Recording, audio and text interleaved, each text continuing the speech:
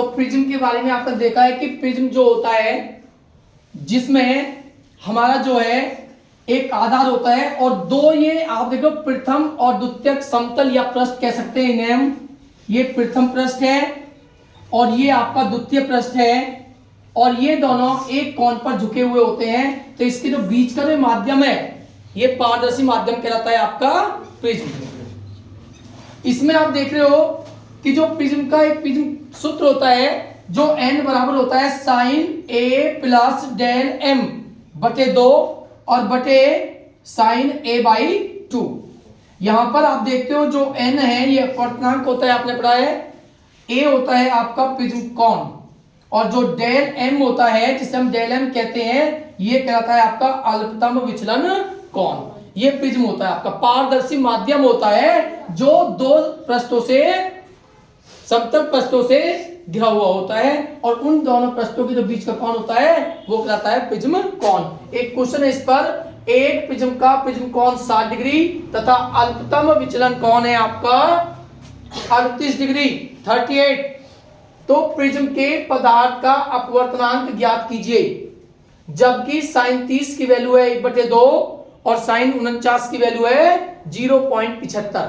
तो सबसे पहले तो आप देखोगे एक प्रिज्म का जो प्रिज्म कोण है वो 60 अंश है और प्रिज्म कोण को प्रदर्शित करते हैं ए से। तो ये ए की वैल्यू है 60 अंश तथा अल्पतम विचलन कोण हमारे पास है 38 डिग्री। अल्पतम विचलन कोण क्या होता है आपका डेल एम।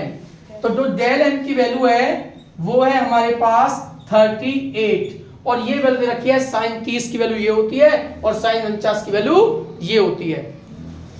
अब यहां पे वो कह रहा है कि पदार्थ का अपवर्तनांक ज्ञात करना है आपको और अपवर्तनांक हम किससे प्रदर्शित करते हैं n। तो हमें निकालना है पदार्थ का अपवर्तनांक n। अपवर्तनांक को n सुबी और म्यू दोनों से प्रदर्शित करते हैं तो ये निकालना है आपको। आप जानते हो जो प्रिज्म के सूत्र होता है वो होता है n equal to sine a plus del m by 2 upon sine a by 2। ये प्रिज्म का सूत्र होता है। n हमें ज्ञात करना है और जो साइन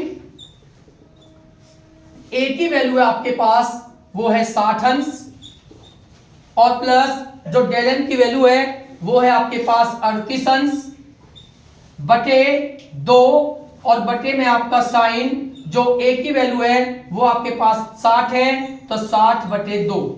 तो n बराबर 60 और 38 इन्हें आप प्लस करोगे तो आपका आता है 98 और साइन 98 के अपॉन में आपका है 2 और अपॉन में है साइन 60 में 2 से भाग दोगे आपका आएगा 30 अंश। तो आप देखोगे n इक्वल टू साइन 98 में आप 2 से भाग दोगे तो आपके पास आता है 49 साइन 49 बटे साइन 30। n बराबर साइन 49 की वैल्यू आपको दी हुई है 0.75 और बटे साइन 30 की वैल्यू आपको दी हुई है 1/2।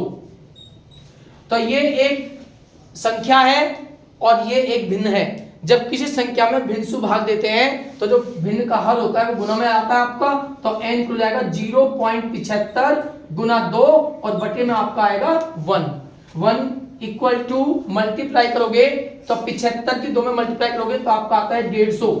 लेकिन दशमलव कितने अंक के बाद है 1 2 2 अंक के बाद है तो 1 2 2 प्लेस के बाद ये आएगा आपका पॉइंट। तो ये क्वेश्चन आपका n की वैल्यू फाइंड हो जाती है। इंपोर्टेंट क्वेश्चन है।